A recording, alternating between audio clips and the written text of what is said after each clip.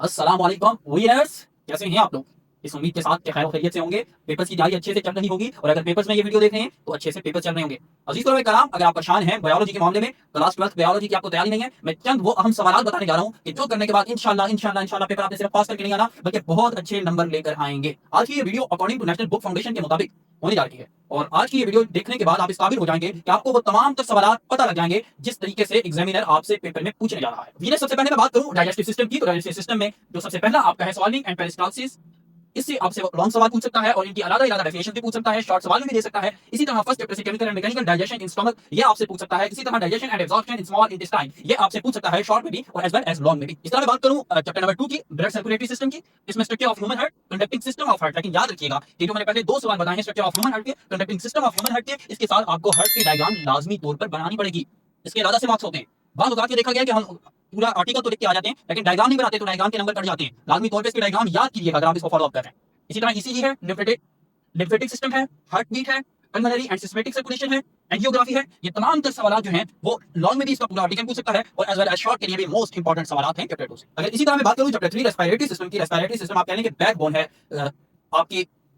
अगर मैं बात करूं रेस्पिरेटरी सिस्टम की तो याद रखिएगा कि रेस्पिरेटरी सिस्टम वाला जो चैप्टर है ये बैकबोन है क्लास 12 की बायोलॉजी की बुक का। इससे सवाल पूछे जाते हैं शॉर्ट भी, लॉन्ग भी और एमसीक्यूज भी। इसको अच्छे तरीके से याद कीजिएगा। Transport of gases, transport of carbon dioxide as bicarbonate, structure of alveoli, respiratory pigments and pneumonia and TB, ये जो सवाल हैं ये आपसे पूछ सकता है शॉर्ट के अंदर भी और लॉन्ग के अंदर भी। अब मैं बात करूं चैप्टर नंबर 4 की, यूनाइटेड सिस्टम ऑफ मैन का, तो इसके अंदर जो इंपॉर्टेंट टॉपिक्स हैं ब्लड सर्कुलेशन ऑफ न्यूफ्रॉन है, इसी तरह यूरिन फॉर्मेशन है, काउंटेड करंट मल्टीप्लायर है, इसी तरह डायलिसिस है। और डायलिसिस जो है ये most most very very important है और ये याद रखिएगा इस मर्तबा फर्स्ट टाइम या सेकंड टाइम एक टाइम के पेपर में जो डायलिसिस है ये लाजमी तौर पे आपसे पूछिएगा। और जब भी आपसे पूछा जाएगा तो इसके अंदर वो चीजें आपने नहीं लिखनी जो मैट्रिक के अंदर आप लिखते हैं। हाँ, अगर वो मैट्रिक वाली आप लिखेंगे आपको हाफ मार्क्स तो मिल जाएंगे लेकिन फुल मार्क्स आपको नहीं कर पाएंगे। तो लिहाजा ये डायलिसिस वाला जो टॉपिक है ये अच्छे तरीके से मोस्ट मोस्ट इंपॉर्टेंट टॉपिक है। इसे फर्स्ट टाइम या सेकंड शिफ्ट का जो पेपर होगा लाजमी तौर पे ये सवाल पूछेगा एग्जाम में। इसी तरह मैं बात करूं चैप्टर नंबर 5 की नर्वस सिस्टम की, नर्व इंपल्स का जो टॉपिक है, साइनेप्स का जो टॉपिक है, फोरग्राइंड एंड हाइंड जो है ये most important most favourite topic इसको कहा जाता है एग्जामिनर के लिए। और पीएनएस है ये भी मोस्ट फेवरेट टॉपिक है एग्जामिनर के लिए। इसी तरह रिसेप्टर्स है ये भी मोस्ट फेवरेट टॉपिक है। इसके अंदर मैंने तीन टॉपिक बताए बहुत अहम है जो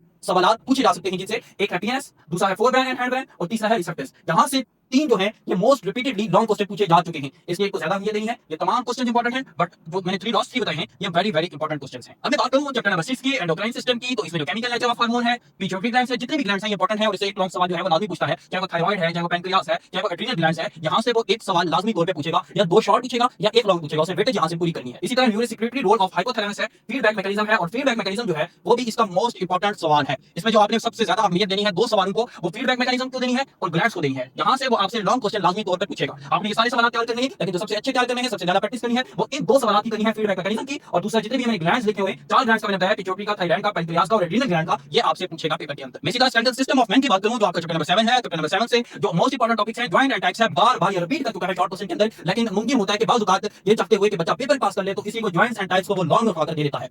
और इसी तरह अल्ट्रास्ट्रक्चर ऑफ स्केलेटल मसल है, ये भी पूछा जा सकता है। Sliding filament theory and control of cross break, जो स्लाइडिंग फिलामेंट थ्योरी है इसको वो शॉर्ट में कई मरतबा पूछ चुका है। आप पास पेपर उठाकर देखें और अगर आपके पास पेपर अवेलेबल नहीं है, आपको बायो के अंदर मेरा लिंक चैनल का मिल रहा होगा व्हाट्सएप कम्युनिटी ग्रुप का, तो आप वो ज्वाइन करें, इंशाल्लाह आपको पास पेपर मैं खुद फराहम करूंगा फ्री ऑफ कॉस्ट। इसी तरह मैं बात करूं एंटागोनिस्टिक मूवमेंट की, तो ये भी इंपॉर्टेंट है शॉर्ट सवाल के लिए। इसी तरह disorder of skeletal and muscles, ये लॉन्ग क्वेश्चन के लिए इंपॉर्टेंट है। बोन रिपेयर जो है ये भी शॉर्ट क्वेश्चन के लिए इंपॉर्टेंट है। यहां से जो मैंने 3 लॉन्ग्स इंपॉर्टेंट बताए हैं वो मैंने बताए हैं sliding filament theory and control of cross bridge का, इसी तरह मैंने disorder of skeletal and muscles का और जॉइंट्स एंड टाइप्स। ये 3 लॉन्ग मोस्ट इंपॉर्टेंट हैं बट आपने सारों को अच्छे तरीके से देखना है, कहीं से भी पूछ सकता है ताकि आप रिस्क फैक्टर में ना रहें और अच्छे तरीके से पेपर के अंदर परफॉर्म करके आए और 85 मार्क्स में से 85 मार्क्स जो है वो आप ऑब्टेन करें और अच्छे से जो है आप आगे अपने इम्तिहान में जो है वो कामयाबी समेट सकें। जरूरी होता है कि आपका इम्तिहान में कामयाबी समेटने के लिए किसी किस्म का रिस्क ना लें बल्कि अच्छे तरीके से तैयारी करें, उसकी बार-बार प्रैक्टिस करें। जो रिपीटेड सवाल पूछे जाते हैं वो अच्छे तरीके से देखें क्योंकि एग्जामिनर का फोकस होता है कि वो रिपीटेड सवाल दोबारा देकर उन बच्चों के लिए आसानी पैदा करे जो बच्चे एग्जाम पास नहीं कर पाते और बार-बार एग्जाम देते हैं और फेल हो जाते हैं। और बिलखसूस जो साइंसेस के पेपर्स होते हैं उसमें एग्जामिनर की ये कोशिश होती है कि वो ज्यादा से ज्यादा पास्ट पेपर्स को फॉलो करे। तो इस वजह से जो है पास्ट पेपर्स पे बहुत ज्यादा पुश किया जाता है स्टूडेंट्स को कि वो पास्ट पेपर्स लाजमी तौर पर देखें और उनको अच्छे तरीके से तैयार करें। लेकिन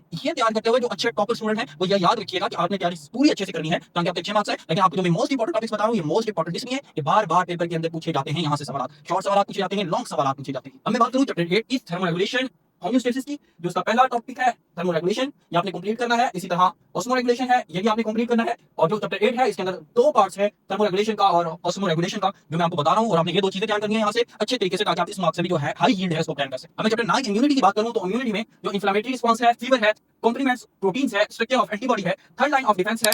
ये आपने अच्छे तरीके से तैयार करना है। लेकिन चैप्टर 9 में उन बच्चों को मोस्ट इंपॉर्टेंटली जो है बताऊंगा। एक तो मैं जो चैप्टर नंबर 3 बता चुका हूं, और चैप्टर नंबर 9 जो पेपर पास करना चाहते हैं, जिनको कुछ भी तैयारी नहीं है, वो चैप्टर नंबर 3, चैप्टर नंबर 9 लाजमी तौर पर तैयार करें। इसी तरह अगर मैं चैप्टर नंबर 10 की बात करूं, बायोटेक्नोलॉजी की, तो इसमें जो डीएनए टेक्नोलॉजी है वो मोस्ट इंपॉर्टेंट है, पीसीआर जो है वो मोस्ट इंपॉर्टेंट है, फॉर्मेशन ऑफ ह्यूमन इंसुलिन जो है वो भी मोस्ट इंपॉर्टेंट है, इसी तरह ट्रांसजेनिक ऑर्गेनिज्म जो है ये भी मोस्ट इंपॉर्टेंट है। तो आपको मैंने यहाँ से 4 टॉपिक्स बताए हैं। अगर आप इसको छोड़ना चाहें किसी चीज को, तो आप पीसीआर को छोड़ सकते हैं, लेकिन इसको आप कोशिश कीजिए कि तैयार कीजिए, शॉर्ट के अंदर ही आपसे पूछ सकता है। इसी तरह आपसे ये ट्रांसजेनिक ऑर्गेनिज्म जो है, फॉर्मेशन ऑफ ह्यूमन इंसुलिन है, और डीएनए टेक्नोलॉजी है, ये तो लॉन्ग के लिए इंपॉर्टेंट है। इसी तरह मैं चैप्टर नंबर 11 की बात करूं, बायोस्टैटिक्स की, तो इसके अंदर जो एवरेज कैलकुलेशन है मीन मीडियन मोड की, तो ये इंपॉर्टेंट है। इसी तरह स्टैंडर्ड डेविएशन है, ये भी इंपॉर्टेंट है।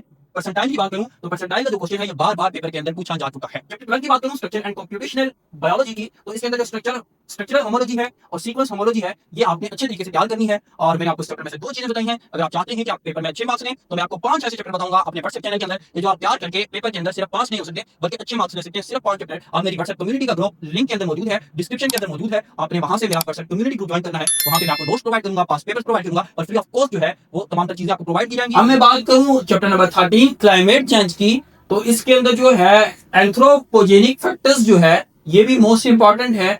इसी तरह impact of flora and fauna, ये भी मोस्ट इंपॉर्टेंट है। इसी तरह कोरल ब्लीचिंग जो है ये भी मोस्ट इंपॉर्टेंट टॉपिक है। चैप्टर नंबर 14 की बात करूं, तो चैप्टर नंबर 14 में जो मोस्ट इंपॉर्टेंट टॉपिक है वो एप्लीकेशन सिंथेटिक बायोलॉजी है। आपने ये अच्छे तरीके से तैयार करना है। यहाँ से आपको सिर्फ एक टॉपिक याद करने की जरूरत है।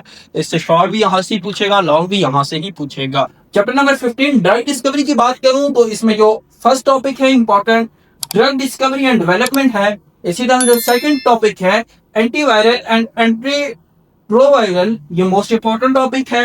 एडवांटेजेस ऑफ मोनोक्लोनल एंटीबॉडीज जो है ये मोस्ट इंपॉर्टेंट टॉपिक है इस चैप्टर में से। और दुआओं में याद रखिएगा। नेक्स्ट वीडियो तक के लिए इजाजत दीजिए, तब तक के लिए अल्लाह हाफिज।